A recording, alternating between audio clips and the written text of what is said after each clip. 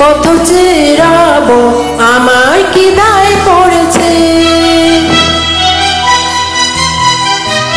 আমি কার জন্যে পথ চেরাবো আমার কি দায় পড়েছে। আমার অনেক কাজ ছিল তাই তো আসতে দেরি হয়েছে, কিছু মনে করো না।